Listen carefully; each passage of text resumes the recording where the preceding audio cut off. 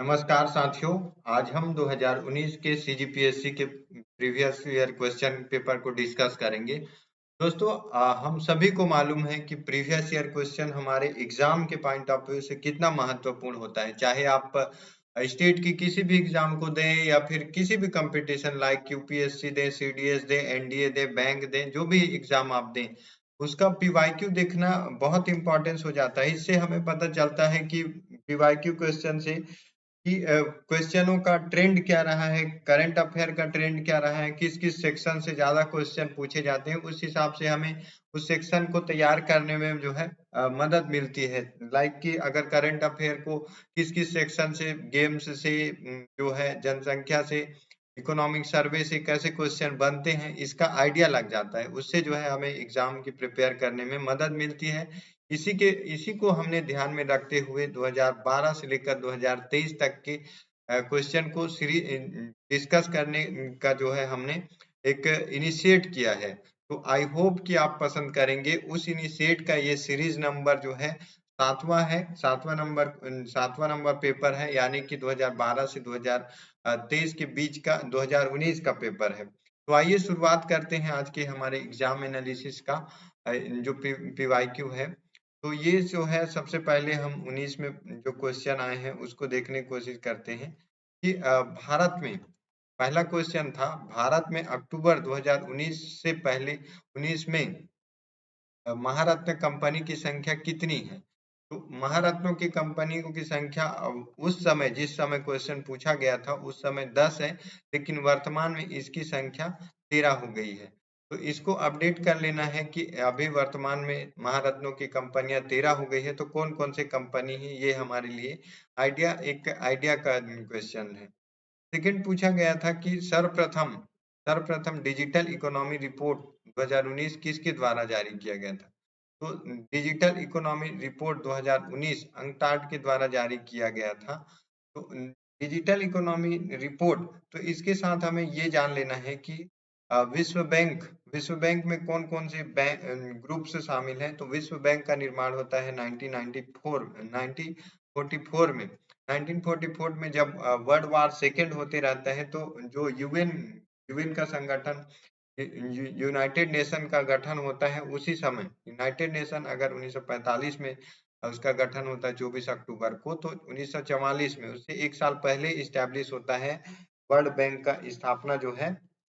World bank का स्थापना जो है, इसमें माना जाता है कि अंतरराष्ट्रीय पुनर्निर्माण एवं विकास बैंक को सामान्यतः वर्ल्ड बैंक माना जाता है, लेकिन इसमें जो है और भी बैंकों को शामिल किया गया है। अंतरराष्ट्रीय पुनर्निर्माण एवं विकास बैंक IBRD 1944 में बना था, और अंतरराष्ट्रीय विकास मंच इंटरनेशनल डेवलपमेंट संघ 1960 में, अंतरराष्ट्रीय वित्त निगम 1956 में, बहुपक्षीय विनियोग गारंटी संस्था, जो बहुपक्षीय विनियोग गारंटी संस्था मीगा जिसको बोलते हैं, और विदेश निवेश विवादों के निपटारे हेतु अंतरराष्ट्रीय संगठन ICSID की स्थापना की गई थी। इन सब को मिलाकर वर्ल्ड बैंक कहा जाता है। तो इनके वर्ल्ड बैंक द्वारा जारी की गई रिपोर्टों के नाम है। ये कौन कौन से रिपोर्ट पब्लिश करता है, तो ये जो है वैश्विक वैश्विक आर्थिक संभावना वैश्विक आर्थिक संभावना रिपोर्ट जो है ये जारी करता है। वैश्विक आर्थिक संभावना रिपोर्ट जारी करता है। और सेकंड जारी करता है कारोबार सुगमता, ease of doing business, ease of doing business जो है वर्ल्ड बैंक जारी करता है। तो इतनी जानकारी वर्ल्ड बैंक के बारे में जान लेते हैं।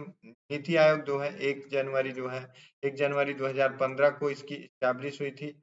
वर्ल्ड इकोनॉमी फोरम जो है कि इसका इस्टेब्लिशमेंट जो है 1971 में होता है। वर्ल्ड इकोनॉमी फोरम का इस्टेब्लिशमेंट 1971 में होता है, और इसका मुख्यालय जो है जिनेवा में है, जिनेवा। और ये रिपोर्ट वैश्विक आर्थिक जो है, ये जो रिपोर्ट जारी करती है वर्ल्ड इकोनॉमिक फोरम जो है, लैंगिक अंतराल रिपोर्ट, वैश्विक लैंगिक अंतराल रिपोर्ट ये जारी करता है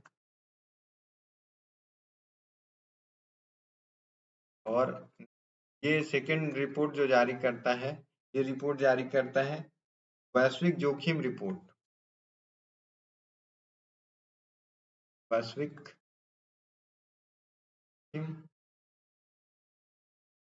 जोखिम रिपोर्ट जारी करता है।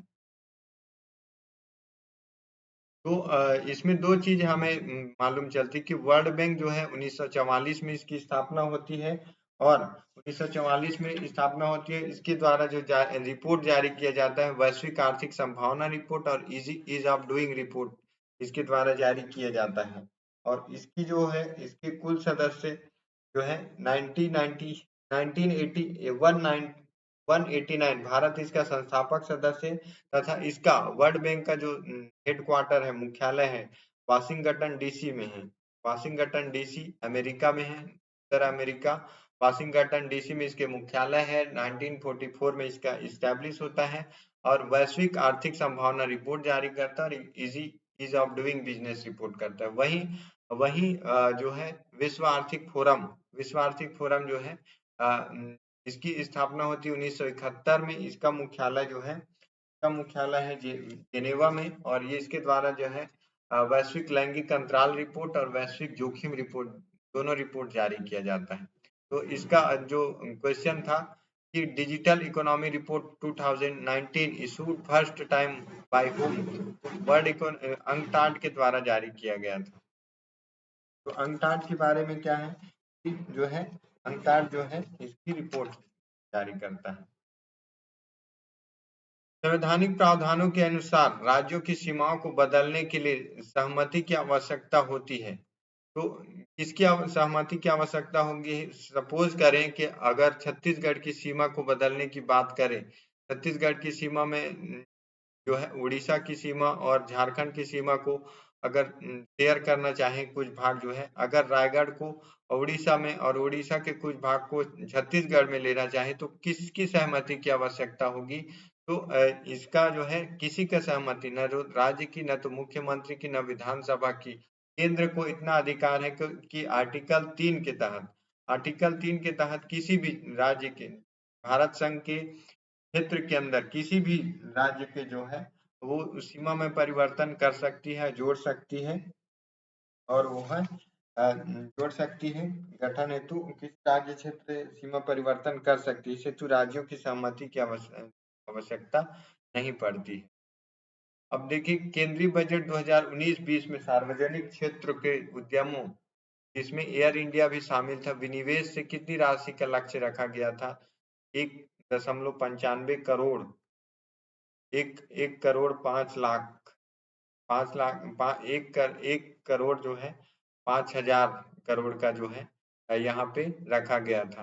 तो ये इकोनॉमी सर्वे से दिया गया क्वेश्चन है। इकोनॉमी सर्वे जो 2020 में भले ही क्वेश्चन एग्जाम हुआ हो, लेकिन जो है इकोनॉमी सर्वे आपको 2019-20 का पढ़ना रहता है। 19-20 का क्वेश्चन है ये इकोनॉमी सर्वे का। निम्नलिखित में से जैव उर्वरक, जिसको बायो फर्टिलाइजर बोलते हैं, राइजोबियम, नीलहरित शैवाल, एजोला, ये तीनों जो है बायो फर्टिलाइजर के रूप में काम करता है। तो इसका ऑप्शन सही था, डी सही आंसर था। न्यूटन की गति का पहला नियम क्या है? तो न्यूटन की गति का पहला नियम कहता है जड़ता नियम। न्यूटन की पहली गति का नियम है कि कोई भी वस्तु वह उसी स्थिति में रहेगा जब तक कि उस पर कोई बाह्य बल न लगाया जाए। सपोज करिए कि कोई वस्तु स्थिर अवस्था में है, तो स्थिर अवस्था में तब तक रहेगा जब तक कि उस पर कोई बाह्य बल न लगाया जाए। और सेकंड उसका न्यूटन का 3 नियम दिया गया है।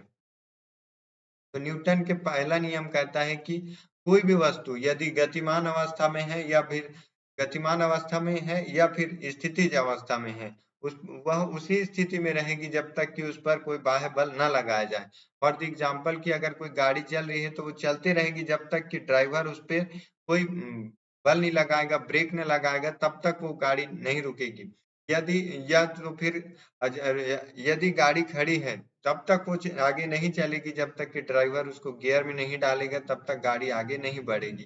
तो ये न्यूटन की जड़ता का नियम और ये जो है पहला नियम है। और दूसरा नियम कहता है कि किसी भी व्यक्ति के संवेग में परिवर्तन, किसी भी व्यक्ति के संवेग में परिवर्तन उस वस्तु पर, किसी भी वस्तु के संवेग में परिवर्तन उस वस्तु पर लगाए गए बल के व्युत्क्रमण समानुपाती होता है। मतलब कहने का मतलब है कि उस वस्तु पर अगर आप बल लगाओगे तो उतनी जल्दी वो जो है की जो दिशा है परिवर्तन होगी।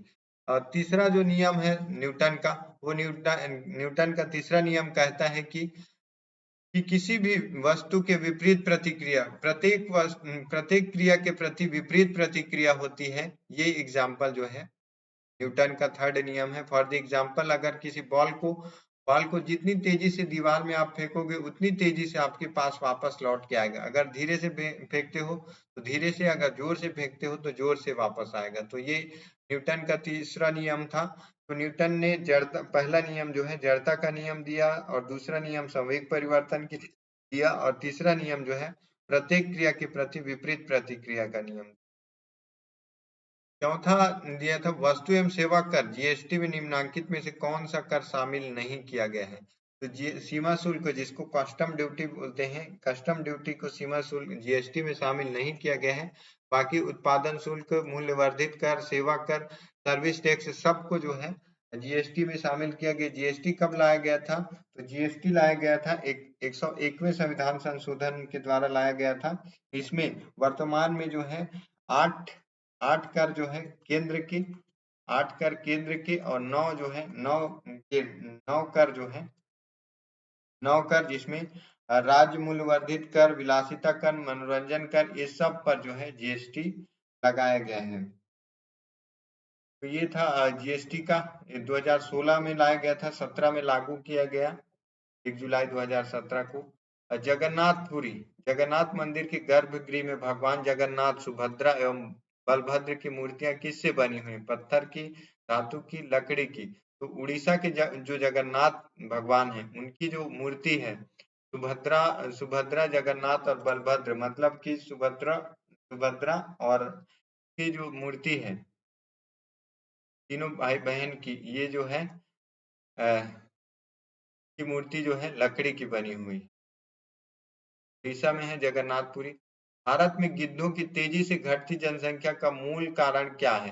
तो पहले हम देखते थे कि बहुत ज्यादा जो है बहुत ज्यादा जनसंख्या में गिद्ध देखने को मिलते थे, लेकिन बढ़ते समय के साथ जो है, बढ़ते समय के साथ अब गिद्धों की जो है संख्या बहुत कम दिखाई देती है। इसका मूल कारण है कि जो डिप्लोफेनिक डिप्लोफेनिक दवा का प्रयोग, जब डिप्लोफेनिक दवा किसी जीव पर लगाया जाता था, फॉर एग्जाम्पल किसी बैल को अगर बीमारी थी तो उसमें डिप्लोफेमिक दवा उसको देते थे, तो उसमें उसका जो बॉडी ऑब्जर्व करते थे, जब वो जो जीव मरता था तो उसको जब गिद्ध खाते थे तो उसको खाने से उसका जो सर्कुलेशन था उसके गिद्ध की किडनी को इफेक्ट करता था। तो गिद्ध का किडनी इफेक्ट होने की वजह से उनकी मृत्यु तेजी से होती गई और उनकी संख्या में तेजी से घटाव होते गया। तो डिप्लोफेनिक दवा के अधिक के प्रयोग के कारण उनकी जो है जनसंख्या में कमी देखी। कंप्यूटर कंप्यूटर का चिप किससे बना होता है? क्वेश्चन था, 10वां क्वेश्चन। कंप्यूटर में चिप बनी होती है तो सिलिकॉन की पतली परत से बनी होती है। सिलिकॉन की पतली परत से जो है कंप्यूटर का चिप बना होता है। और ये जो है ये कंप्यूटर की चिप सिलिकॉन की पतली परत की इंटीग्रेटेड सर्किट चिप का विकास जे.एस. केल्वी ने की थी। जो इंटीग्रेटेड चिप की जो विकास था जे.एस. जो है किल्बी ने किया था। और भारत की सिलिकॉन वैली, भारत में सिलिकॉन वैली बेंगलुरु को कहा जाता है, बेंगलुरु। और अगर बात करें कि अमेरिका की, विश्व में सिलिकॉन वैली, वर्ल्ड में सिलिकॉन वैली जो है कैलिफोर्निया, कैलिफोर्निया को कहा जाता है, कैलिफोर्निया को सिलिकॉन वैली वर्ल्ड की, और भारत में बेंगलुरु को माना जाता है सिलिकॉन वैली। नेक्स्ट क्वेश्चन था, इनमें से कौन सा मॉड्यूलेशन डिमॉड्यूलेशन करता है? मॉडेम मॉडेम जो है डिमॉड्यूलेशन करता है। कहने का मतलब है कि मॉड्यूलेशन एवं डिमॉड्यूलेशन का कार्य मॉडेम करता है। मॉडेम डिजिटल सिग्नल को एनालॉग सिग्नल और डिजिटल को एनालॉग में और एनालॉग को डिजिटल में चेंज करने का काम जो है मॉडेम करता है। और ये जो है ये इस कार्य जो है सिग्नल में परिवर्तित हो जाता है। ये संचार में काम आता है कि संचार में जो है मॉड्यूलेशन एंड डिमॉड्यूलेशन मॉडेम के द्वारा होता है। 12वां क्वेश्चन था प्लास्टर ऑफ पेरिस किससे बना होता है? तो plaster of Paris gypsum gypsum का बना होता है। प्लास्टर ऑफ पेरिस हमारा जो हड्डी को जोड़ने के लिए प्लास्टर जो करते हैं वो जो है प्लास्टर ऑफ पेरिस जिप्सम का बना होता है। प्लास्टर ऑफ पेरिस इसका प्रयोग डॉक्टर हड्डियों का और साथ ही साथ जो है मूर्तियों और खिलौनों बनाने में जो है चाक बनाने में सांचा बनाने में जो है प्लास्टर ऑफ पेरिस का इस्तेमाल करते हैं जो कि जिप्सम का बना होता है। किसी भी प्रजाति के गुण सूत्र संख्या फॉर एग्जाम्पल की मनुष्य में 23 जोड़े मतलब 23 दूनी 46 46 गुणसूत्र पाए जाते हैं जो कि 23 के जोड़े में पेयर में पाए जाते हैं, तो वो स्थिर है। ये नहीं कि किसी मनुष्य में जो है 45 तो किसी में 44, ऐसा अनसर्टेनिटी अनकंडीशनल जो है नहीं होता है। एकदम स्टेब्लिश 23 जोड़े तो 23 जोड़ी स्थिर है, कांस्टेंट होती है। किसी भी प्रजाति का गुणसूत्र जो है स्थिर होता है। लुकायत दर्शन बहुत अच्छे सवाल था लुकायत दर्शन से। तो लुकायत दर्शन जो है चरवाक चरवाक का दर्शन जो है मौज मस्ती से एकदम रहने की बात करता है कि आप जब तक जिए जो है उधार लेके जिए और फुल मस्ती में जिए, ऐसा चरवाक का जो है सिद्धांत है जिसको लोकायत दर्शन के नाम से भी जाना जाता है। और इसको नास्तिक शिरोमणि बृहस्पति दर्शन प्रतिस्पादिक दर्शन भी कहा जाता है। लोकायत दर्शन जो है नव परिवर्तन और फिर जो है मौज दर्शन के रूप में भी जाना जाता है। इसको आधुनिक आधुनिक समय में बहुत पसंद किया जाता है। प्रछन्न बौद्ध किसको कहा जाता है? तो प्रछन्न बौद्ध जो है शंकर को कहा जाता है प्रछन्न बौद्ध। तो शंकराचार्य को प्रछन्न बौद्ध कहा जाता है। शंकराचार्य ने अद्वैतवाद का सिद्धांत जो है प्रतिपादित किया था। वहीं बात करें कि जो है रामानुज पतंजलि जो है कपिल, ये जो है अलग अलग थ्योरी जैसे रामानुज विशिष्टाद्वैतवाद को प्रतिपादित किए थे, पतंजलि जो है योग से संबंधित थे और कपिल जो है कणाद से संबंधित। तो प्रछन्न बौद्ध जो है शंकर को कहा जाता है, शंकराचार्य को। नेक्स्ट क्वेश्चन था कि नवबौद्धवाद जो है अम्बेडकर ने जो जिस सिद्धांत को प्रतिपादित किया था बुद्धिज्म में, वो जो है जो नव बौद्धवाद के रूप में न्यू बुद्धिज्म के रूप में जाना जाता है। शंकर के दर्शन को कहा जाता है, तो शंकर के दर्शन को अद्वैतवाद नॉन डुअलिज्म के रूप में जाना जाता है। व्यवहारिक वेदांत के प्रतिपादक आप देख सकते हो कि जो एग्जाम में मेंस एग्जाम में है जीएस पेपर 7 जो दार्शनिक पेपर है, इससे कितने क्वेश्चन फर्स्ट सेकेंड 14 15 16 और 17 18 क्वेश्चन, तो 5 क्वेश्चन आपको डायरेक्ट देखने को मिले हैं। 2019 का नोबेल पुरस्कार किसको दिया गया है? तो 2019 का नोबेल पुरस्कार दिया गया था अली अहमद अली इथोपिया को दिया गया है। लेकिन अगर बात करें हम 2023 की, ये क्वेश्चन नोबेल पुरस्कार से 2023 में भी क्वेश्चन पूछा, 2015 में भी क्वेश्चन है, 2019 में भी, तो मोस्ट पॉसिबल है कि 2023 वाले क्वेश्चन 2023 का जो पीसीएस होगा मतलब कि 2024 में जो एग्जाम होगा उसमें भी पूछा जा सकता है कि नोबेल का शांति पुरस्कार किसको दिया गया है? तो नोबेल का शांति पुरस्कार जो है नरगिस मोहम्मदी को दिया गया है।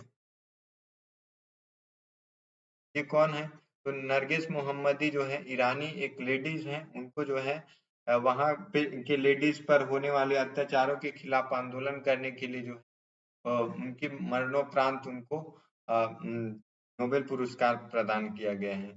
2023 याद रखना। वहीं हम अगर बात करें कि क्वेश्चन 20, तो सूची 1 और सूची 2 के सुमेलित कीजिए, कौन सा खिलाड़ी किससे संबंधित।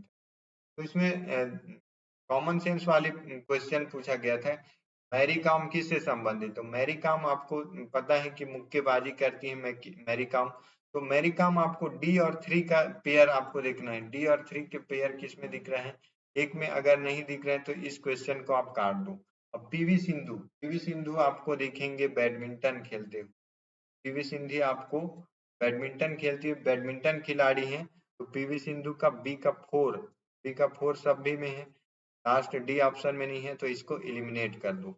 बच गया अब 2 ऑप्शन, या तो अब जो है अभिनव बिंद्रा जो है बैडमिंटन, अभिनव बिंद्रा जाने जाते हैं निशानेबाजी के लिए, ये जो है निशानेबाजी के लिए जाने जाते हैं। कनेरू हम्पी जो कर्नाटक साइड के हैं, वे जो है शतरंज के लिए जाने जाते हैं। तो आपका ऑप्शन ए का टू आपको दिखेगा, तो आपका सही आंसर जो है सी विल बी राइट आंसर। हमारे देश के प्रथम लोकपाल कौन हैं। तो न्यायाधीश पिनाकी चंद्र हमारे देश के प्रथम लोकपाल थे। ऐसे वन लाइनर क्वेश्चन भी आपको देखने को मिलेंगे। केंद्र शासित प्रदेश लद्दाख का प्रथम लेफ्टिनेंट गवर्नर नियुक्त किया गया था, तो किया गया राधा कृष्ण माथुर गवर्नर को जो है नियुक्त किया गया था। जम्मू कश्मीर तथा लद्दाख के गठन, लेफ्टिनेंट गवर्नर जो है लद्दाख के लिए, और वहीं अगर बात करें कि जे एन के लिए जो है गिरीश चंद्र मुर्मू।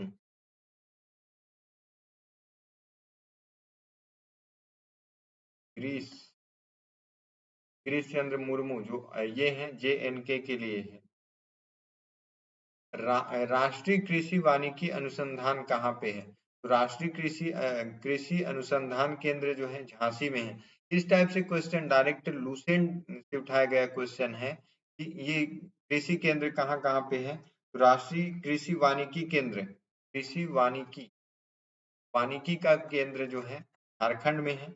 और भारतीय का वन सर्वेक्षण जो है वन सर्वेक्षण ये जो है देहरादून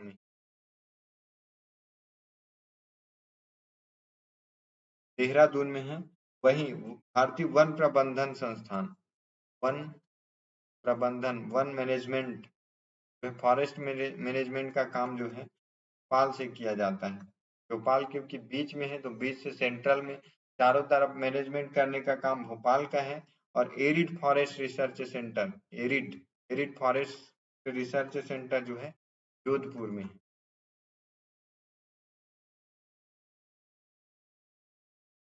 तो इस क्वेश्चन का option national research centre for agro forestry is located at, Jhansi में है इसका तो ऑप्शन सही है। इनमें से भारत का सबसे पुराना राष्ट्रीय पार्क कौन सा है। तो जिम कॉर्बेट राष्ट्रीय पार्क जो है नेशनल पार्क, ये जो है उत्तराखंड में है जिम कॉर्बेट सबसे प्राचीन।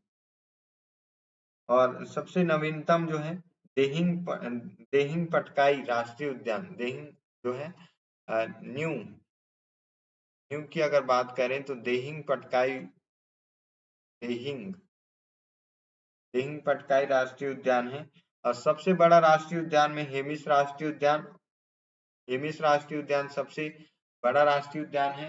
राजा जी राष्ट्रीय उद्यान जो है ये भी यूके में पड़ता है, मतलब उत्तराखंड में। काजीरंगा राष्ट्रीय उद्यान ये जो है असम में पड़ता है। ये सब आपका लोकेशन जानना चाहिए, ताकि जो क्वेश्चन अगली बार आए क्वेश्चन छूटे ना।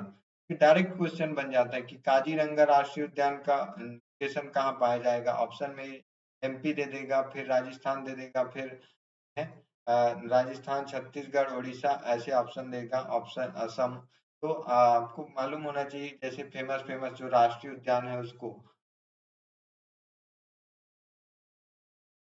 पुस्तक साइलेंट स्प्रिंग, जो भी इस समय नए पुस्तक आई थी रॉकेट कार्सन की, इसका आंसर था। शीतकालीन ओलंपिक 2022 का आयोजन कहाँ होगा। चीन बीजिंग में उस समय कोई क्वेश्चन पूछा गया था ओलंपिक 2000, तो इस समय हो गए हैं चीन बीजिंग में शीतकालीन। अगला शीतकालीन 2026 का जो है 2026 का जो आयोजन होगा वो इटली में होगा। तो हर 4 साल में समझो को 2022 में हुआ था, तो अगला जो होगा वो 2026 में होगा, इटली में होगा। संयुक्त राष्ट्र संघ ने दशक 2011 से 20 को घोषित किया था जैव विविधता दशक, और संयुक्त राष्ट्र ने 2023 को नियुक्त किया था, सेलेक्ट किया था मिलेट वर्ष के रूप में। मिलेट वर्ष के रूप में जो मोटा अनाज को जो है प्राथमिकता देने के लिए, उसकी जो अवेयरनेस बढ़ाने के लिए मिलेट वर्ष 2023 घोषित किया था संयुक्त राष्ट्र ने।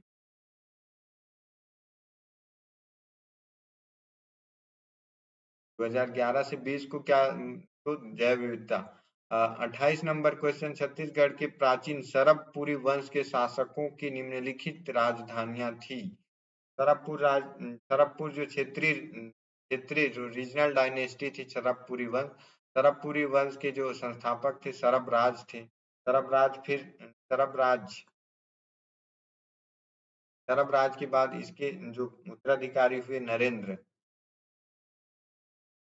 नरेंद्र के बाद जो है महेंद्र द्वितीय के बारे में माना जाता है कि जब समुद्रगुप्त जो है अपने दक्षिण अभियान में आया था, तो समुद्रगुप्त को महेंद्र द्वितीय को पराजित किया था। पकाटक नरेश और जो है क्रमादित्य, महेंद्र द्वितीय के बाद जो है क्रमादित्य के बाद जो है प्रसन्न मात्र, और उसके बाद जो है जयराज। तो ये सीक्वेंस है सरबपुरी राजवंश की। तो उनकी राजधानियां, सरबराज की जो राजधानी थी, सरबराज की राजधानी सरबपुर थी। सरबपुर जो है सरबराज की राजधानी थी। वहीं प्रसन्न मात्र की राजधानी थी प्रसन्नपुर। वहीं बात करें कि प्रवर राज जो जयराज का पुत्र होगा, का राजधानी होगी सिरपुर। तो सरबपुर, सिरपुर और प्रसन्नपुर है, ये तीनों राजधानी जो है सरबपुरी जो शासक थे उनके थे, सरबपुरी शासक थे।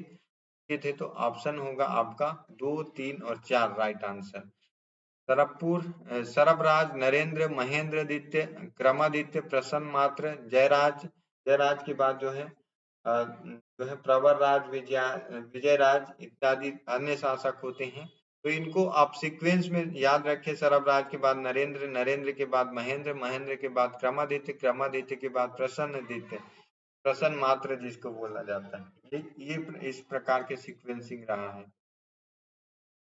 रतनपुर के कलचुरी शासक पृथ्वीदेव प्रथम के संबंध में निम्नलिखित में से कौन सा कथन सत्य है। पृथ्वीदेव प्रथम ने रतनपुर में पृथ्वी देवेश्वर मंदिर का निर्माण करवाया था। तो पृथ्वीदेव प्रथम ने रतनपुर में नहीं बल्कि तुम्माड़ में जो है पृथ्वी देवेश्वर मंदिर का निर्माण करवाया था। तो पहला ऑप्शन सही नहीं है। और उसके दरबार में राजशेखर नामक साहित्यकार था, नहीं, उसके दरबार में नहीं था। वो जो है पृथ्वीदेव के जो है पृथ्वीदेव के दरबार में नहीं था। उसने सकल कोसलाधिपति की उपाधि धारण थी। बिल्कुल सही है कि उसने जो है सकल कोसलाधिपति की उपाधि धारण की थी पृथ्वीदेव प्रथम ने। तो इनके इनके क्रम का क्या है, कलचुरी राज, कमल राज,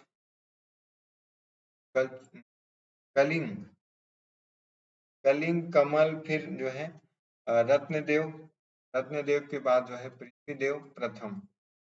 तो रत्नदेव प्रथम के पुत्र जो है पृथ्वीदेव प्रथम होते हैं। पृथ्वीदेव के बाद जो है जाजालदेव प्रथम होते हैं। तो ऐसे सीक्वेंसिंग है कलचुरी राज के। तो उसके दरबार में राजशेखर नामक जो है दरबारी नहीं था, और ना ही उसने जो है रतनपुर में बनवाया, बल्कि कुम्हाड़ में बनवाया था पृथ्वी देवेश्वर मंदिर का। तो ऐसे ऐसे सिली जो होते हैं क्वेश्चन वो पूछे जाते हैं। आपको बारीक से बहुत बार रिवीजन करने के बाद इस स्टेज में बोला जाता है कि प्रैक्टिस मेक्स मैन परफेक्ट। आप जितनी ज्यादा प्रैक्टिस करते हैं, जितना ज्यादा रिवीजन करते हैं, उतना ही ज्यादा आपको आंसर फाइंड करने में हेल्प होती है। रेड डेटा बुक किससे संबंधित है? तो जो लुप्त प्राय जाति आईयूसीएन के द्वारा, आईयूसीएन के द्वारा 9 कैटेगरी में जो है डाला जाता है, जो विलुप्त हो गए हैं, कुछ विलुप्त होने वाले हैं, शंका इन फ्यूचर में होंगे। इस संबंधित जो डेटा है आईयूसीएन के द्वारा रेड डेटा बुक में जारी किए जाते हैं। 9 कैटेगरी में इसको डिवाइड किया जाता है। नियर थ्रेटेंड जो है, क्रिटिकल थ्रेटेंड, ऐसे करके जो निकट भविष्य में जो है विलुप्त होने वाली है या फिर विलुप्त हो चुकी है, एक्सटिंक्ट जिसको बोलते हैं, इन सारे प्रजातियों को कैटेगराइज करने का काम आईयूसीएन के द्वारा अपनी रेड डेटा बुक में जो है इसको रखा जाता है। जैव विविधता शब्द किसकी रचना से संबंधित है? जैव विविधता जो है वाल्टर जी रोजेन के द्वारा जैव विविधता बायोडायवर्सिटी शब्द यूज किया गया था। अब देखना कि रतनपुर के कलचुरी शासक और उनके कार्य। कमलराज जाजल्यदेव प्रथम, रत्नदेव द्वितीय, जाजल्यदेव द्वितीय। चक्रकोट के राजा सोमेश्वर को पराजित किया था जाजल्यदेव प्रथम। तो गंगा महादेवी जो सोमेश्वर देव के माँ थी, वो जो है वो और सोमेश्वर देव को बंदी बना लिया था उनकी पत्नी सहित जाजल्यदेव प्रथम ने। वहीं वहीं बात करें कि रत्नदेव द्वितीय की बात करें तो रत्नदेव द्वितीय जो है रत्नदेव द्वितीय जो है गंग राजा वर्मन देव को पराजित किया था। जो गंग राजा, उड़ीसा के गंग राज थे, उसको पराजित किया था रत्नदेव द्वितीय।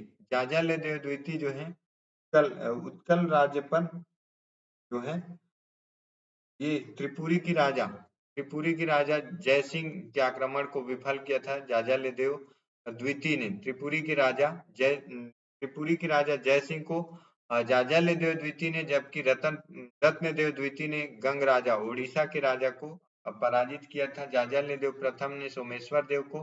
वहीं कमलराज ने जो है उत्कल राज्य पर आक्रमण किया था।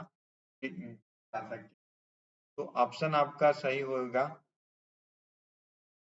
कि ए का 1, सॉरी डी ऑप्शन आपका सही होगा। ए का 4 और बी का 1 और सी का 2 और डी का 3।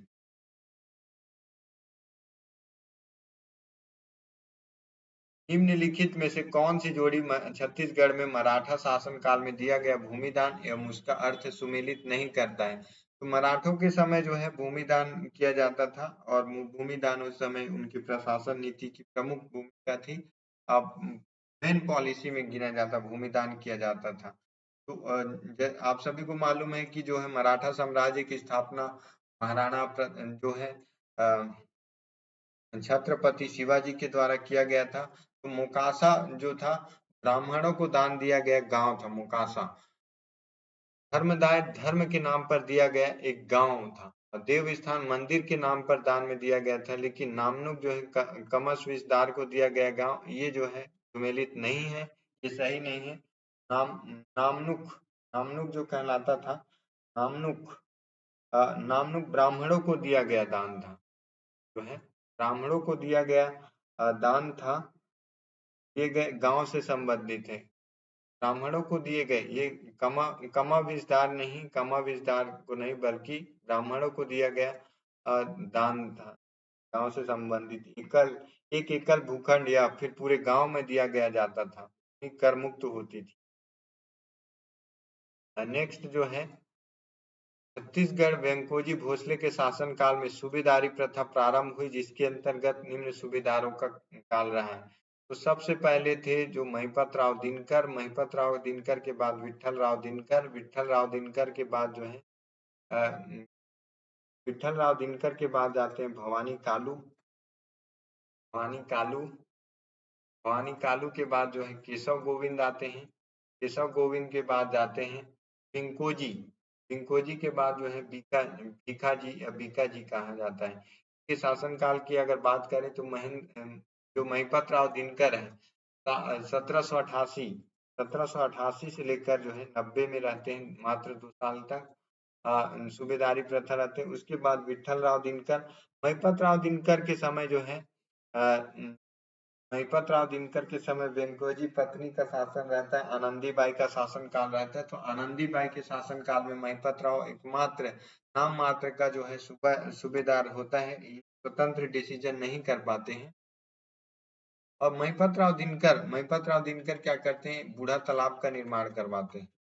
बूढ़ा तालाब का निर्माण रायपुर में करवाते हैं और इसी के समय फॉरेस्टर नाम का एक ब्रिटिश अधिकारी 1790 में जो है 1790 1790 में जो है 1790 में छत्तीसगढ़ की यात्रा करता है।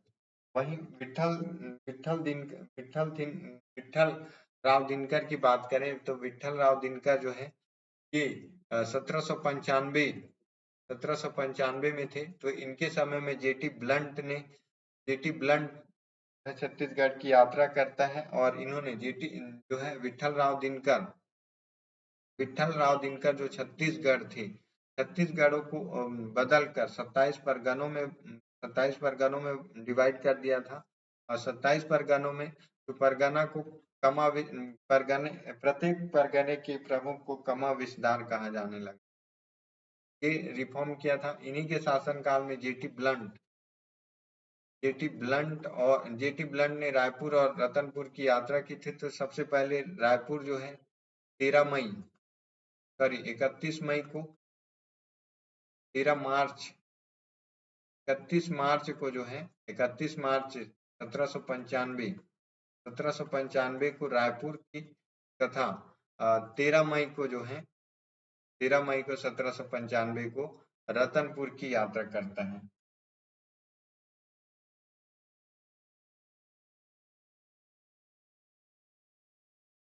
आपका सही क्या होगा कि महिपत राव दिनकर, फिर विठल राव दिनकर, विठल राव के बाद केशव गोविंद, के बाद जो है भिखाजी गोपाल, जस्ट अपोजिट 4 3 1। निम्नलिखित में से कौन सा कथन महात्मा गांधी की प्रथम छत्तीसगढ़ी यात्रा से संबंधित? महात्मा गांधी जी जो है सितंबर 1920 में आए थे। मतलब कि इनके साथ सुंदरलाल शर्मा और जो है उनके साथ जो है मौलाना शौकत अली आए थे। आगमन 20 से 21 दिसंबर को हुआ था आगमन 1920 में। तो ये वाला ऑप्शन कट जाता है। और दूसरा, उनकी छत्तीसगढ़ यात्रा का उद्देश्य असहयोग आंदोलन जो उन्होंने 1920 में स्टार्ट की थी, असहयोग आंदोलन, उसके सहयोग के लिए जो है समर्थन प्राप्त करने के लिए छत्तीसगढ़ आए थे गांधी जी। उन्होंने कंडेल नामक नहर जाकर सत्याग्रह करने वालों का समर्थन किया था। नहीं, कंडेल नहर सत्याग्रह जो है नहीं गए थे कंडेल नहर सत्याग्रह, बल्कि 1922 में उन्होंने लोगों के खिलाफत आंदोलन का भी समर्थन नहीं, ये इसका नहीं किया था उन्होंने। तो जो है ऑप्शन क्या होगा आपका? B will be right answer. सविनय अवज्ञा आंदोलन के प्रथम चरण में छत्तीसगढ़ में निम्नलिखित घटनाएं घटी। छत्तीसगढ़ में जो है बिलासपुर में सविनय अवज्ञा आंदोलन, सिविल डिसओबीडियंस जो सविनय अवज्ञा आंदोलन का प्रथम चरण था, इसका जो है इफेक्ट हुआ था जो है बिलासपुर में हाई स्कूल भवन पर विद्यार्थियों द्वारा तिरंगा झंडा फहराने का प्रयास। वामन राव लाखे, शिवदास डागा, अब्दुल रऊफ तथा प्यारेलाल सिंह की रायपुर में गिरफ्तारी, पूर्ण स्वराज सप्ताह का आयोजन और छत्तीसगढ़ के विभिन्न स्थानों में जो है रायपुर जिला काउंसिल के अध्यक्ष पद पर रविशंकर शुक्ल का जेल में रहते हुए। तो इसके फर्स्ट चरण में फेस में क्या हुआ था? रायपुर में 6 अप्रैल जो है 6 अप्रैल 1930 में राष्ट्रीय सप्ताह के रूप में मनाया गया। पंडित रविशंकर शुक्ल सविनय अवज्ञा आंदोलन के तहत गिरफ्तार होने वाले पहले व्यक्ति थे। बिलासपुर में दिवाकर कालीकर के नेतृत्व में एक शराब की दुकान पर धरना दिया गया। वानर सेना का गठन किया गया बिलासपुर में, और जिसका संस्थापक वासुदेव देवरस थे। वासुदेव देवरस के द्वारा वासुदेव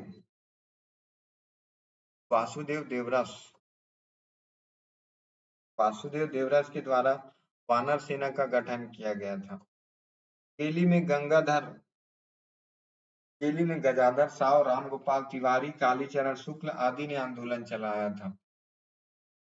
और धमतरी में 1 मई 1930 को नथुजी जगताप के निवास पर सत्याग्रह आश्रम की स्थापना एवं इसके संचालक सुंदरलाल शर्मा थे। धमतरी में 1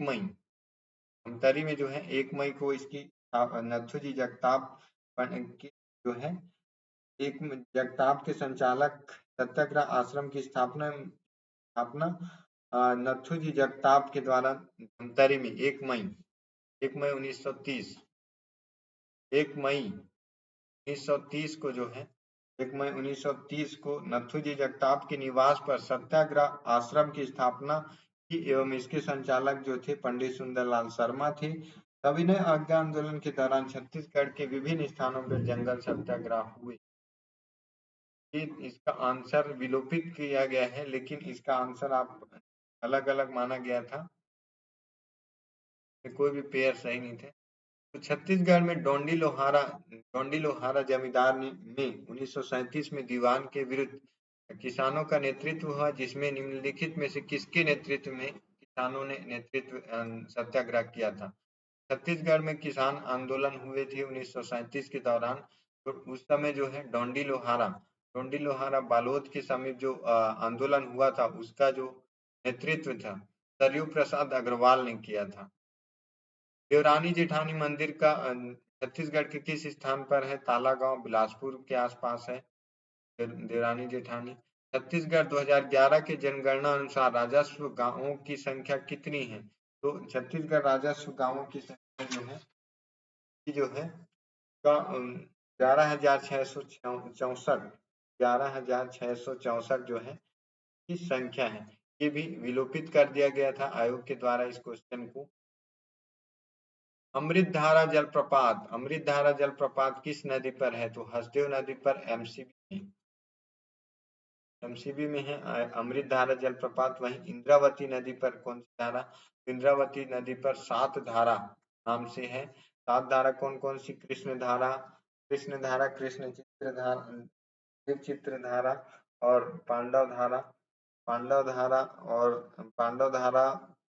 और ऐसे करके 7 धारा हैं। मैं इसको रिकॉल नहीं कर पा रहा हूँ, लेकिन 7 धारा इंद्रावती नदी पर है। और अमृतधारा जलप्रपात जो है मनेन्द्रगढ़ चिरमिरी में। हसदेव नदी की सहायक नदी है। हसदेव नदी की सहायक नदियां जो है झींग की जो ट्रिब्यूटरी है हसदेव की ट्रिब्यूटरी जो है झींग तान नदी गज अहिरन चोरनई गज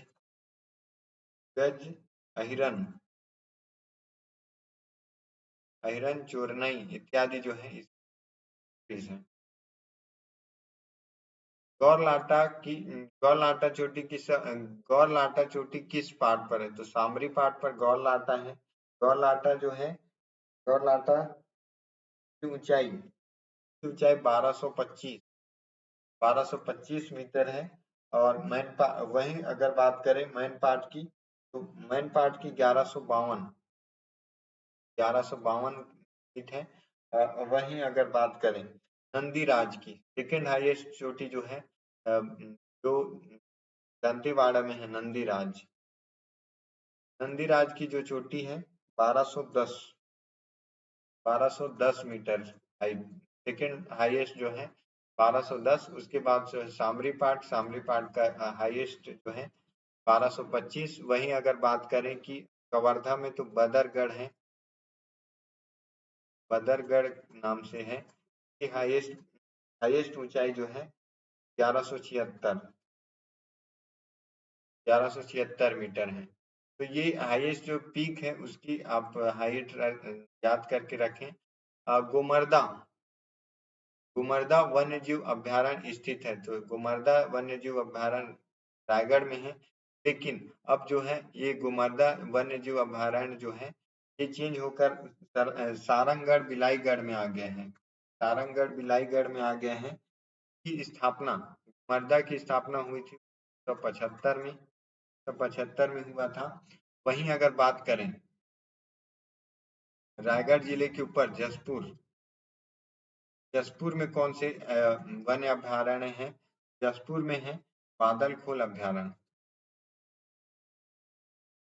बादल खोल अभ्यारण्य जो है, बादल खोल अभ्यारण्य है, ये भी 1975 में एस्टैब्लिश किया गया था। वहीं अगर उससे और ऊपर की बात करें तो जसपुर के बाद बलरामपुर, बलरामपुर और सूरजपुर, सूरजपुर में जो है तमोर पिंगला,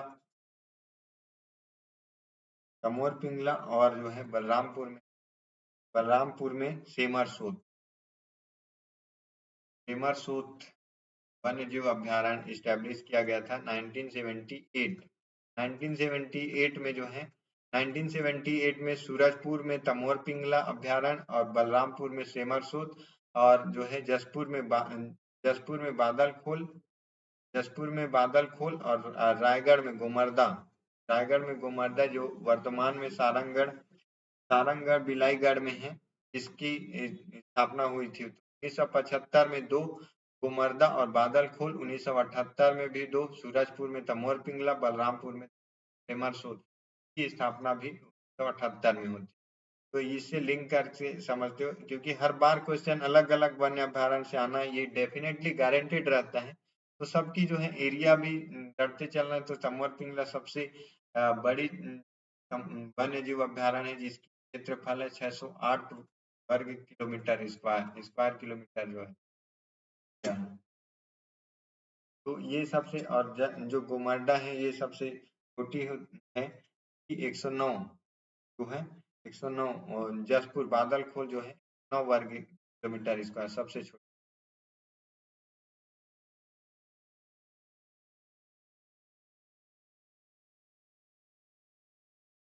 निम्न में से रायपुर जिले का कौन सा स्थान लोरिक चंदा गाथा से संबंधित है? तो रीवा, रीवा से संबंध माना जाता है कि एक जो है रीवा नामक स्थान को लोरिक चंदा गाथा से संबंध माना जाता है। इस गाथा में लोरिक चंदा लोरिक तथा चंदा की प्रेम गाथाओं का वर्णन है। प्रमुख पात्र लोरिक रीवा ग्राम से संबंधित और चंदा जो थी आरंग से संबंधित। लोरिक चंदा की गाथा के प्रमुख गायक चिंता दास थे हैं, और यह गाथा श्रृंगार रस, ये जो है श्रृंगार रस की। तो लोरिक चंदा का गाथा जो है रीवा से संबंधित है। लोरिक जो है रीवा से था और चंदा जो थी आरंग से। कब बाबा मरहिता कब बड़ा चूरही का संबंध जो है छत्तीसगढ़ में क्या अर्थ है? Correct option.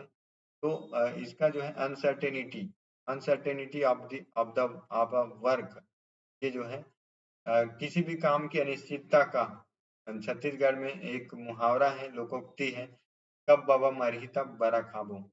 गंगा दशहरा हिंदू पंचांग के अनुसार किस माह की मनाया जाता है? ज्येष्ठ शुक्ल में, ज्येष्ठ शुक्ल दशमी को मनाया जाता है गंगा दशहरा।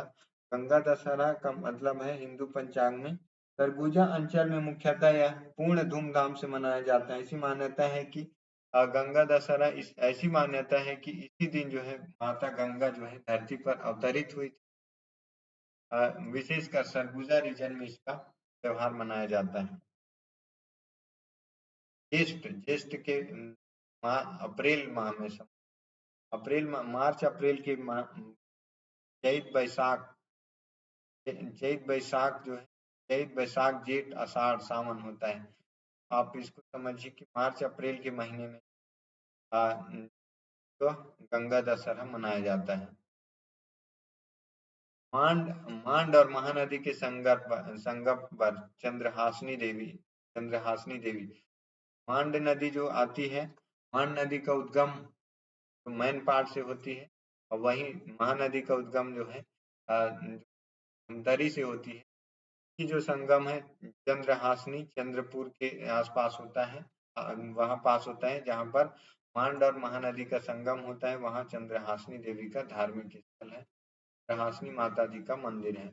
हिनवा किस शरीर के अंग में? तो हिनवा जो है कान के अंतर्गत पहना जाता है, कान में और पहनते हैं तितरी, बैकुंठी, बाली, झुमका इत्यादि पहनते हैं। अंगुली में अंगूठी पहना जाता है, नाक में जो है नथनी पहना जाता है, गला में जो है लॉकेट पहना जाता है।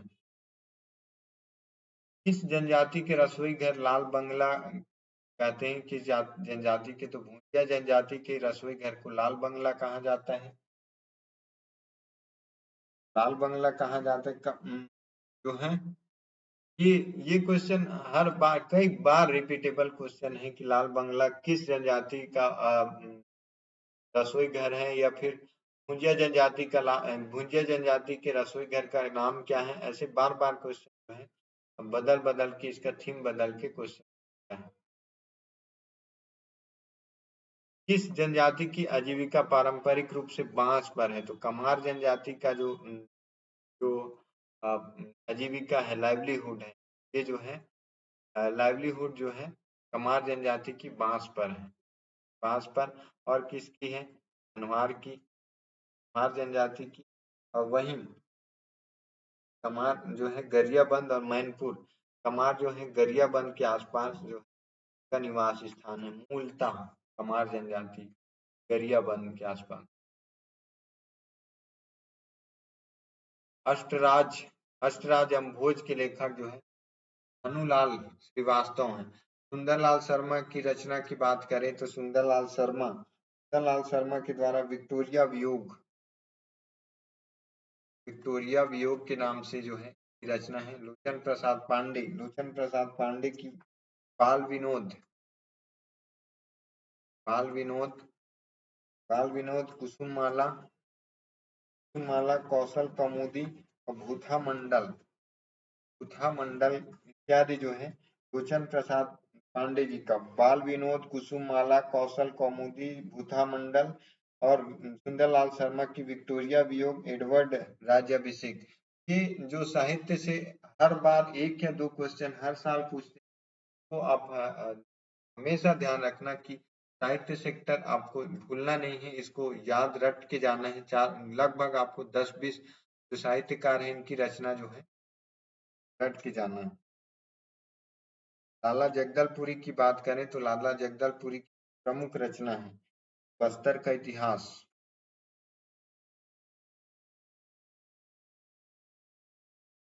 बस्तर का इतिहास और संस्कृति, मिमियाती जिंदगी, दहाड़ते परिवेश इत्यादि जो है। बस्तर का इतिहास लाला जगदलपुरी और धानुलाल श्रीवास्तव का अष्टराज अम्भोज इत्यादि जो है। और चक्रधर समारोह किस नगर में आयोजित की जाती है? तो ये रायगढ़ में आयोजित की जाती है। गूंचा पर्व किस संभाग में मनाई जाती है? तो बस्तर संभाग में गूंचा पर्व जिस समय भगवान जगन्नाथ की यात्रा निकाली जाती है उस समय जो है बस्तर में गूंचा पर्व मनाया जाता है। इसकी शुरुआत पुरुषोत्तम देव जो काकती नरेश थे पुरुषोत्तम देव के द्वारा गई थी। किस विशेष पिछड़ी जाति की जनसंख्या छत्तीसगढ़ में सर्वाधिक है? तो बैगा जनजाति की जनसंख्या छत्तीसगढ़ में सर्वाधिक पाई जाती है। संख्या लगभग जो है 88,744 के आसपास जनसंख्या पाई जाती है। अगर बात करें कि सबसे ज्यादा जो आदिवासियों की संख्या में गोंडों की संख्या सबसे ज्यादा पाई जाती है, और अगर विशेष पिछड़ी जनजाति की बात करें तो बैगा जनजाति की सबसे ज्यादा जनसंख्या। बिल्मा नृत्य कौन करते हैं? तो बिल्मा नृत्य बैगाओं के द्वारा किया जाता है।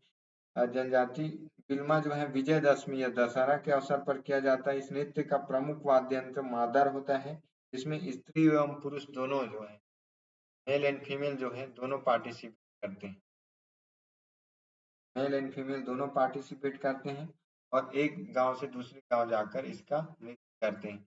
बिल्मा डांस जो है विजयदशमी दशहरा के समय किया जाता है।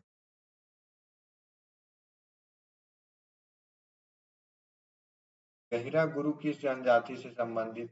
गहिरा गुरु जो है कंवर जनजाति से संबंधित।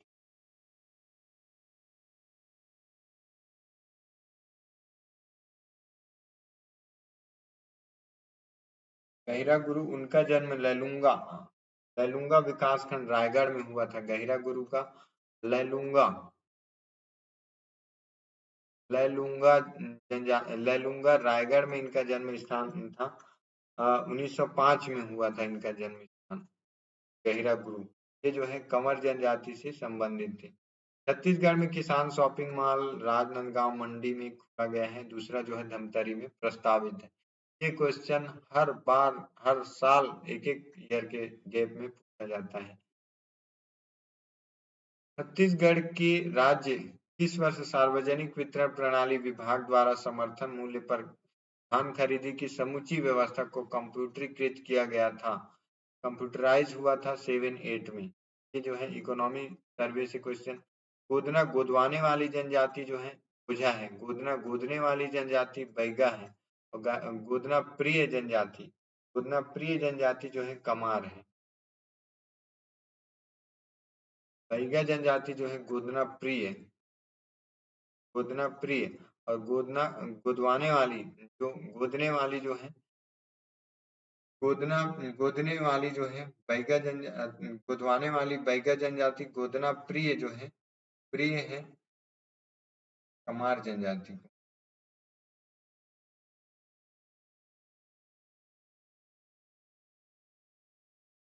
छत्तीसगढ़ राज्य वन विकास निगम का अस्तित्व में आया मई 2001 में। राज्य वन विकास निगम अस्तित्व में आया था 1 मई को। मार्च 2018 तक छत्तीसगढ़ के सभी स्रोतों से कुल सिंचाई में नलकूप के सिंचाई का प्रतिशत 29% था।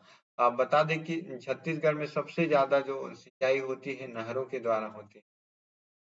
नहरों के द्वारा होती है। के बाद जो है नहरों के बाद जो है नहरों के बाद जो है तालाबों से फिर नलकूप से होते हैं। नलकूप से 29% 2018 तक होता है।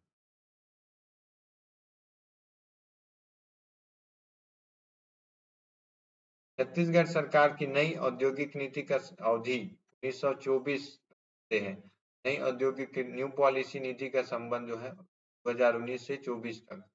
वनों के क्षेत्र के संदर्भ में राज्य किस क्रम का है? तो तीसरा क्रम है राज्य के। छत्तीसगढ़ राज्य ग्रामीण बैंक किस बैंक के अंतर्गत कार्य करता है? तो state bank of India SBI के अंतर्गत काम करता है छत्तीसगढ़ राज्य का ग्रामीण बैंक। छत्तीसगढ़ में कृषक जीवन ज्योति योजना लागू की गई थी। कब लागू की गई थी?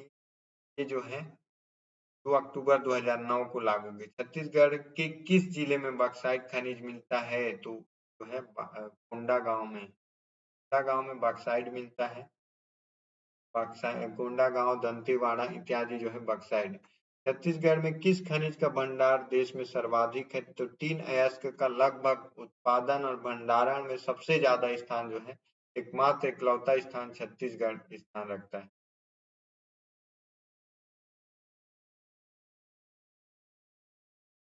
सिंचाई की कौन सी सिंचाई परियोजना में प्रधानमंत्री कृषि सिंचाई योजना शामिल किया गया है? तो केलो सिंचाई परियोजना को जो है प्रधानमंत्री कृषि सिंचाई योजना में शामिल किया गया है। छत्तीसगढ़ की जो महानदी परियोजना है सेंट्रल में है कोडार सिंचाई परियोजना तांदुला परियोजना।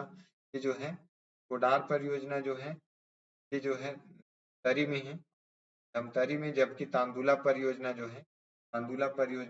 बालोद में कांकेर में। छत्तीसगढ़ नगर निकायों में चुनावों के आयोजन से संबंधित कार्यों का अधीक्षण निर्देशन एवं नियंत्रण प्रावधान किस अनुच्छेद में है? तो जो क्वेश्चन है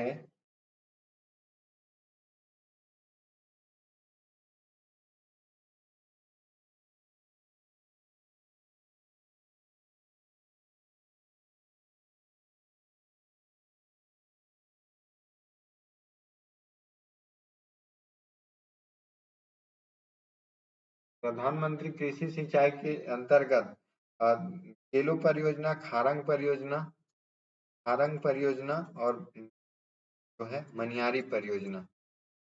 खारंग परियोजना जो है ये बिलासपुर में है, जबकि मनियारी परियोजना जो है दिल्ली में।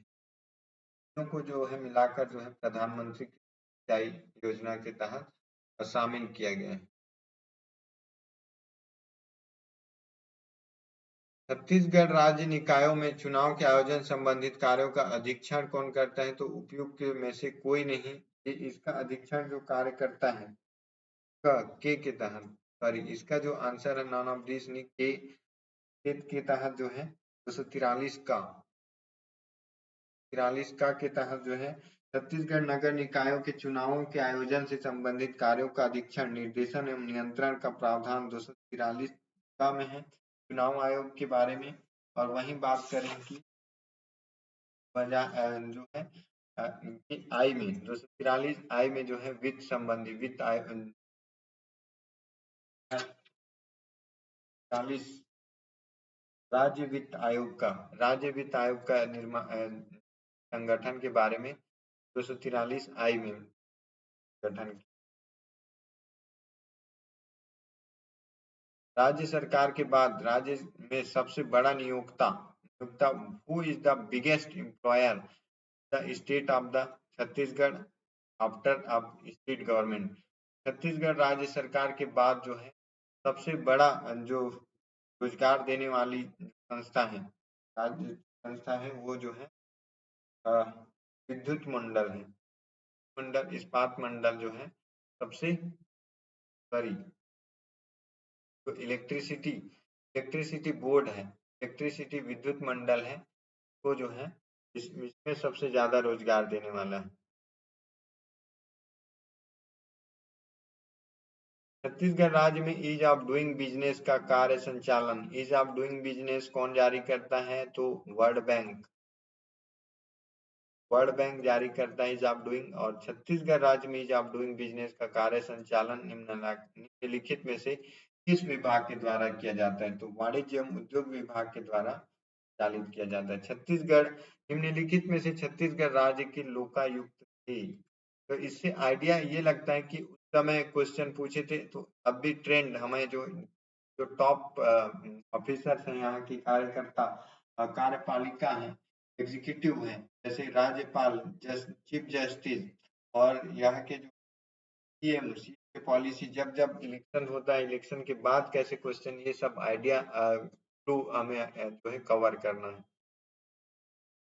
छत्तीसगढ़ के स्मार्ट सिटी मिशन के तहत किन शहरों को शामिल किया गया है? रायपुर, अटल नगर, बिलासपुर, सभी शहरों को शामिल किया। देश में छत्तीसगढ़ के कितने राज्य आकांक्षी जिलों में शामिल हैं? तो आकांक्षी जिलों में जो है 10 जिले शामिल किए गए हैं। 10 जिले शामिल किए गए हैं। 10 जिले शामिल किए गए हैं।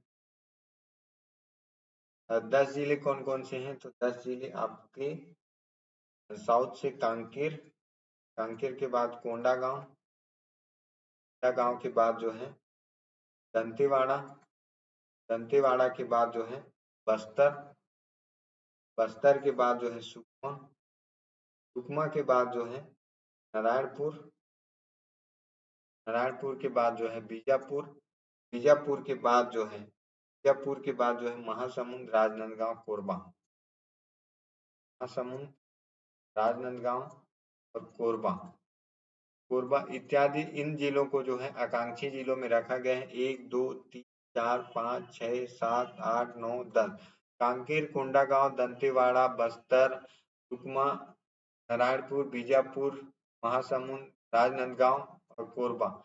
तो नॉर्थ से केवल कोरबा को शामिल किया गया है एस्पिरेंट डिस्ट्रिक्ट के रूप में। 10 जिले को एस्पिरेंट है। छत्तीसगढ़ में त्रिस्तरीय पंचायतों की अधिसूचना कब जारी की गई थी? तो उस समय जो चुनाव हुआ था 23 दिसंबर को जारी हुई। और अभी अगर बात करें तो अब जो है फरवरी में जो होने वाले इलेक्शन पंचायतों की छत्तीसगढ़ राज्य में मुख्यमंत्री वार्ड कार्यालय योजना का प्रारंभ कब किया जाएगा? गांधी जयंती 2018 में। महिला उत्थान के लिए छत्तीसगढ़ राज्य 2019 में मिनी माता सम्मान रुक्मणी चतुर्वेदी को प्रदान किया गया था। मुख्यमंत्री हाट बाजार क्लिनिक योजना 2 अक्टूबर 2019 को स्थापित किया गया। छत्तीसगढ़ी भाषा संविधान की किस अनुसूची में शामिल किए जाने की मांग राज्यसभा में की गई? 8वीं अनुसूची में जो है भाषा संबंधी प्रावधान अनुसूची, भारतीय अनुसूची में जो है 8वीं में भाषा संबंधी प्रावधान है, किस भाषाओं को शामिल किया गया है, इसमें जो है छत्तीसगढ़ को शामिल करने की मांग की गई है राज्यसभा।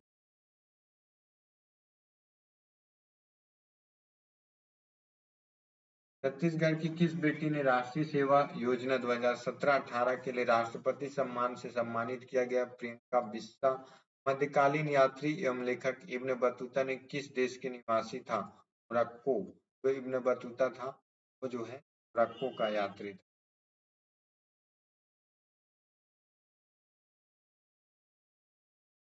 भारतीय शहीदों के खून का बदला लो, यह कथन किस क्रांतिकारी, क्वेश्चन नंबर 81 में है कि यह कथन किस क्रांतिकारी का है कि भारतीय शहीदों के खून का बदला लो, अपनी मातृभूमि की आजाद करने के लिए अपनी तलवारों का इस्तेमाल करो, पूरे भारत में एंग्लो अमेरिकन दुश्मन के खिलाफ खड़े हो।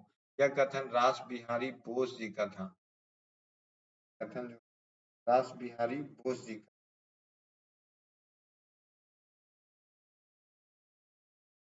सुभाष चंद्र बोस जी का कथन तुम मुझे खून दो मैं तुम्हें आजादी दूंगा। वहीं अगर खुदीराम बोस जी की बात करें, खुदीराम बोस जो है का अलग था। खुदीराम बोस जो है 1908 में फांसी पर लटकाए गए थे और कैप्टन मोहन सिंह अलग अलग नारे अलग अलग टाइम में दिए गए। भारतीय यात्रा में फाहियान ने एक अस्पताल का उल्लेख किया गया, तो ये पाटलिपुत्र पाटलिपुत्र वर्तमान पटना में फाहियान जो है चंद्रगुप्त द्वितीय के शासनकाल में जब आता है तो अपने एक अपनी यात्रा उल्लेख में पाटलिपुत्र में एक अस्पताल का उल्लेख करता है। प्रमुख तेलुगु कवि श्रीनाथ किसके दरबार में थे? प्रमुख तेलुगु कवि तो वो जो है ये जो है देवराय देवराय प्रथम के शासनकाल में। हरिविलास नामक ग्रंथ श्रीनाथ जो है हरिविलास हर हर विलास नामक रचना भी लिखी।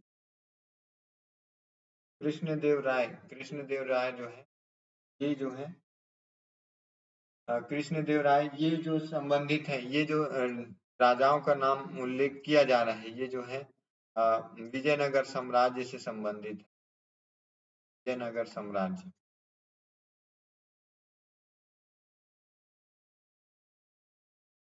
चेरापूंजी गारो पहाड़ियों पर है। गारो ये जो है मेघालय में है। मेघालय जो है सराउंडिंग है असम से बॉर्डर शेयर करता है और जो है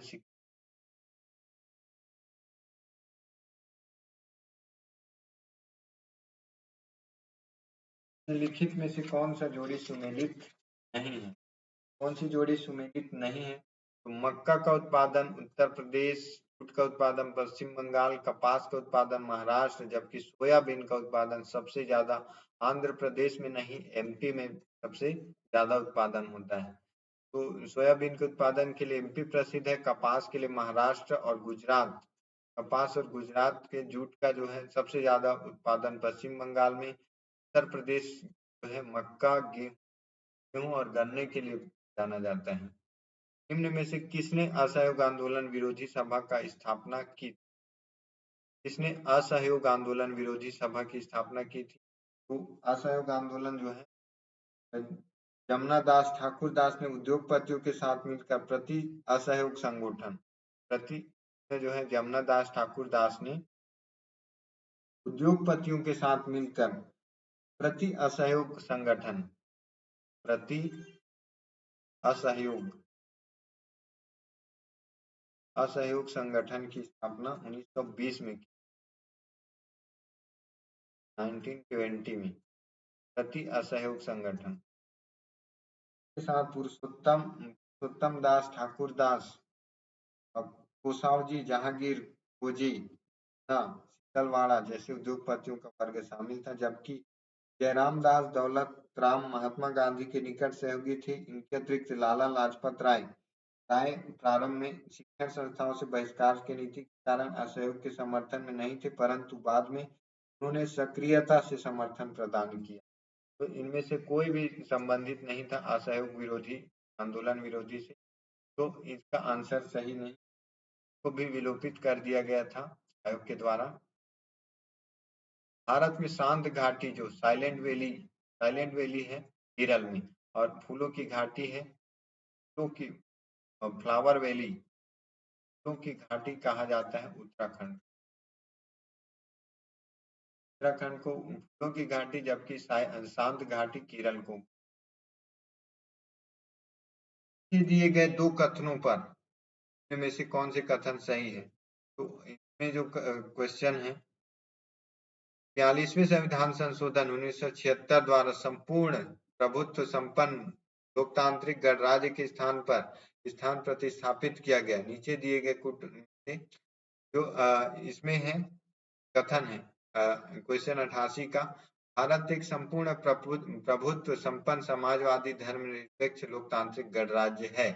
ये जो है प्रस्तावना में लिखा गया है, और इसे 42वें संविधान संशोधन 1976 द्वारा संपूर्ण प्रभुत्व संपन्न लोकतांत्रात्मक गणराज्य के स्थान प्रतिस्थापित किया गया। तो ये क्वेश्चन जो है ये प्रतिस्थापित नहीं किया गया, बल्कि जो है समाजवादी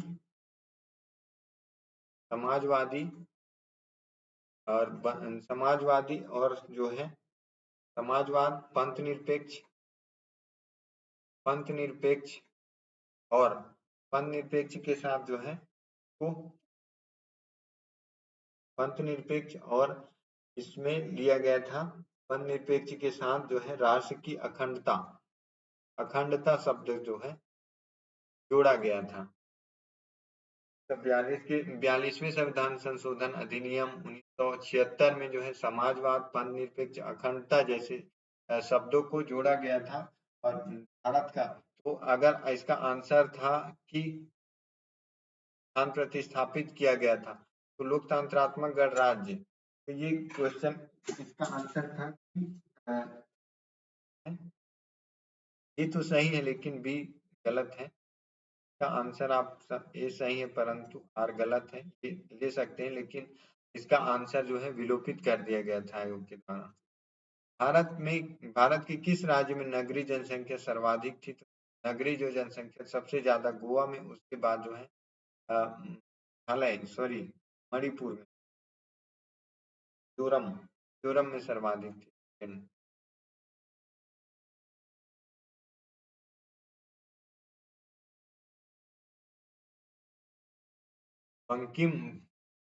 बकिंघम नहर, बकिंघम कैनाल कहाँ पे है? तो जो है कोरोमंडल तट कहाँ पे? कोरोमंडल तट जो है, ये वाले रीजन को मालाबार तट और ये वाले रीजन को कोरोमंडल तट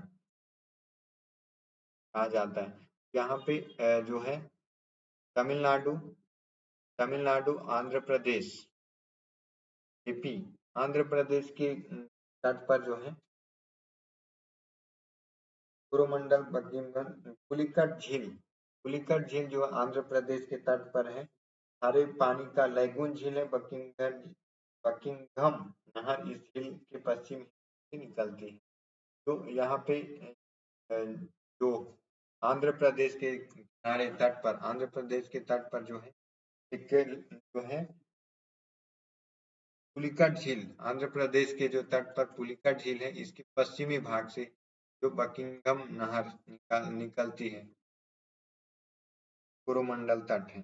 तो केरल जो रीजन में मालाबार तट है, जबकि साइड जो तमिलनाडु रीजन पे जो है इसके पूर्व में जो है कोरोमंडल तट है। ये ध्यान रखना, हर बार डाउट हो जाता है कि मालाबार किस साइड है और किस साइड कोरोमंडल तट है। बकिंघम नहर स्थित है कोरोमंडल तट पर। भारत में एक राजनीतिक दल का विलय दूसरे राजनीतिक दल में विलय निम्नलिखित माना जाएगा अगर एक राजनीतिक दल के सदस्य, अभी हाल ही में महाराष्ट्र में हुआ, महाराष्ट्र में कुछ सदस्य जो हैं अपनी सदस्यता छोड़कर दूसरी अपने दल की सदस्यता छोड़कर दूसरी सदस्यता दल की सदस्यता ग्रहण कर ली, तो की शर्त है कि उसमें से कम 2/3 सदस्य ऐसे विलीन करने के लिए, अगर समझिए कि अगर कोई किसी सदन में 50 सदस्य हैं तो 50 का 2/3 समझिए 16 या 48, 16 दूनी 32 और एक लगभग 33 सदस्य अगर पार्टी को छोड़कर किसी दूसरी राजनीतिक पार्टी में जाते हैं तभी मान्य होगा। अगर वो उससे कम है, अगर 30 सदस्य ऐसा करने को रेडी हो, वो मान्य नहीं होगा। ये कहा गया 2/3 सदस्य, नॉट एक तिहाई, ना तो एक आधे से अधिक, ना तो 3, जो है 2/3 सदस्य। राज्य की विधायिका संसद का एक निर्वाचन के बाद भारत वर्ष में दल बदल के आधार पर होने वाली निर्भरता का अपवाद निम्नांकित में से है। यदि राज्य की विधायिका या संसद किसी सदन का अध्यक्ष या उपाध्यक्ष निर्वाचित हो जाने पर वह स्वेच्छा से मूल राजनीतिक दल की सदस्यता छोड़ दे, यदि ऐसे पद पर न रह जाने के पश्चात वह राजनीतिक दल में पुनः सम्मिलित है। का जो है जब ए और बी दोनों आंसर हैं उपयुक्त में से दोनों की राज्य की विधायिका या संसद एक सदस्य निर्वाचन के बाद भारत वर्ष में दल बदल के आधार पर होने वाली निर्भरता का अपवाद है कि यदि राज्य की विधायिका या संसद किसी सदन का अध्यक्ष या उपाध्यक्ष निर्वाचित हो जाने पर वह स्वेच्छा से, जब वह अध्यक्ष या उपाध्यक्ष बनता है तो उस राज्य की जो है उस राजनीतिक दल की सदस्यता छोड़ देता है, और यदि ऐसे पद पर न रह जाने के पश्चात वह राजनीतिक दल में पुनः सम्मिलित हो जाता है। इसके लिए जो है उसको निर्भरता उसको खारिज नहीं की जा सकती, ये जो है अपवाद है। निम्नलिखित में से राष्ट्रीय विकास परिषद क्या होता है?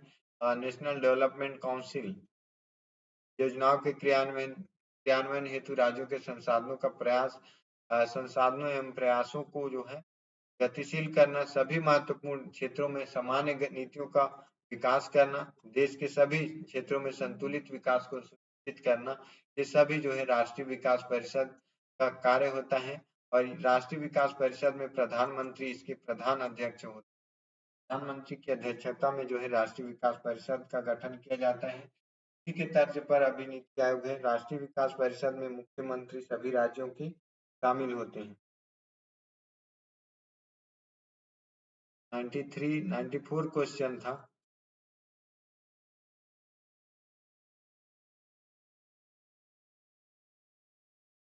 नाइन्टी फाइव क्वेश्चन जो है, सॉरी 94। छत्तीसगढ़ राज्य क्षेत्र निम्नांकित अधिनियमों में से किसका परिणाम था? तो मध्य प्रदेश पुनर्गठन अधिनियम 2000 जो लाया गया था का परिणाम था। 25 जुलाई को पेश किया गया था लोकसभा में, 26 जुलाई को पास हुआ, 27 से 31 तक बना था।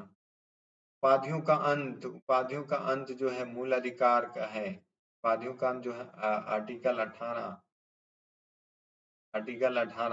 ग्राम पंचायतों का गठन, आर्टिकल 40 ग्राम पंचायतों का गठन, जिसका जो संबंध है राज्य के नीति निर्देशक तत्व डीएसपी में। एबोलिशन ऑफ टाइटल, 6 से 14 वर्ष तक के पालक या प्रतिपाल्य के लिए शिक्षा के अवसर प्रदान करना, ये जो है मौलिक कर्तव्य है। इंडिया अर्थात भारत संघों का राज्य है, ये संघ एवं राज्य क्षेत्र, आर्टिकल 1।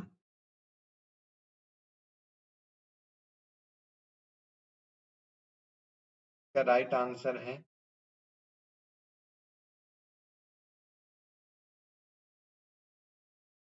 राइट आंसर है 3142।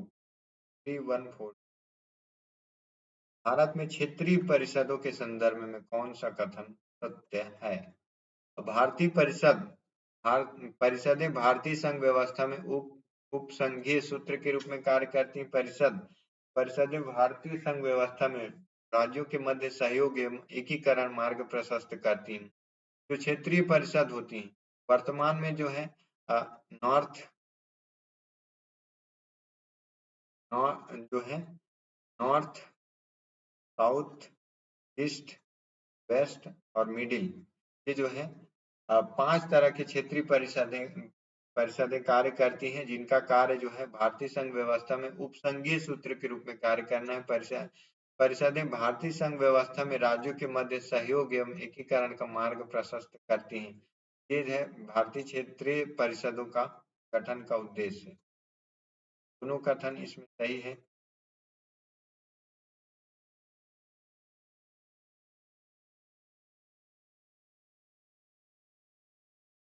GST, goods and service tax, तो 1वां संविधान संशोधन अधिनियम 2016 जो कि 2017 से लागू की गई थी, तो जीएसटी लाया गया था 2016 में। 58वां संविधान संशोधन, 99वां संविधान संशोधन जो है सुप्रीम कोर्ट से संबंधित था, तो इसको निरस्त कर दिया गया था। 100वां संविधान संशोधन जो है ये जो है पश्चिम बंगाल से संबंधित। या एक अंतर्राज्यीय परिषद की स्थापना की जाती है राष्ट्रपति के द्वारा, स्टेट काउंसिल। पंचायत समितियों का नाम और परिषद।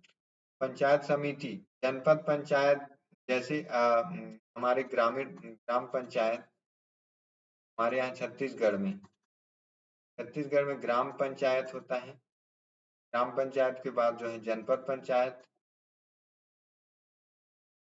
पंचायत होता है, फिर जिला। 3 स्तरीय होता है छत्तीसगढ़ में। त्रिस्तरीय पंचायती राज का जो स्ट्रक्चर है, तो वैसी जैसे छत्तीसगढ़ में है वैसी एज इट इज जो है एमपी में है। तो एमपी जनपद पंचायत, एमपी जनपद को जो है कहा जाता है। और आंचलिक परिषद कहा जाता है पश्चिम बंगाल में। आंचलिक परिषद कहा जाता है जनपद सदर पंचायत को पश्चिम बंगाल में। वहीं जिला पंचायत को जिला परिषद कहा जाता है पश्चिम बंगाल में। वहीं तालुका परिषद कहा जाता है गुजरात में। और क्षेत्र पंचायत, जो जनपद पंचायत है, क्षेत्र पंचायत के रूप में जाना जाता है उत्तर प्रदेश में। बाकी जिला पंचायत ही कहते हैं सभी जगह। राइट आंसर है का D will be right answer. राज्यपाल को उन सिद्धांतों की सिफारिश करता है जो राज्य द्वारा लगाए गए करों और लेवी शुल्क की आय का राज्य और पंचायतों के बीच बंटवारा करती है। ये जो है ये राज्य वित्त आयोग का 243 के द्वारा 243 आई में वित्त आयोग और 243 जो है आई के बाद जो है ये में लेखा परीक्षण करता है। 243 के में चुनाव आयोग के संबंधित राज्य में जो चुनाव होगा पंचायतों का जो चुनाव संबंधी कराने का जिम्मा जो है राज्य चुनाव आयोग का 40 के में जिसका उल्लेख किया गया है। तो राज्यपाल को उन सिद्धांतों की सिफारिश जो है राज्य वित्त आयोग करता है, जो कि करों और लेवी शुल्क की आय राज्य द्वारा पंचायतों की बंटवारा करती है। जो भी राज्य के पास जो भी वित्त आएगा उसका बंटवारा पंचायतों को सशक्त करने के लिए काम करेगी। तो ये था 100 क्वेश्चन 2019 के। आई होप कि आपको पसंद आएगा। आप इसको बार बार देख रहे ताकि कई क्वेश्चन आपको रिपीटेबल हम जो है 2019 का, इससे पहले जो है 20 का, उसके बाद 20 का करेंगे, 21 का करेंगे, तो सब में जो है क्वेश्चन रिपीटेबल आपको देख। तो मिलते हैं नेक्स्ट सेशन में अगले पेपर एनालिसिस के साथ। आई होप कि जो है ये एनालिसिस आपको पसंद आएगा तो कमेंट में बताना कैसा लगा। सब्सक्राइब जरूर करना अगर सब्सक्राइब नहीं किए हो तो। और साथ ही प्रैक्टिस बार बार करना, छोटे छोटे माइनर से ही जो है बनते हैं, बिगड़ते हैं। अब जितनी ज्यादा आप प्रैक्टिस करते हैं उतने ज्यादा परफेक्ट होते हैं। तो डू प्रैक्टिस अलॉट एंड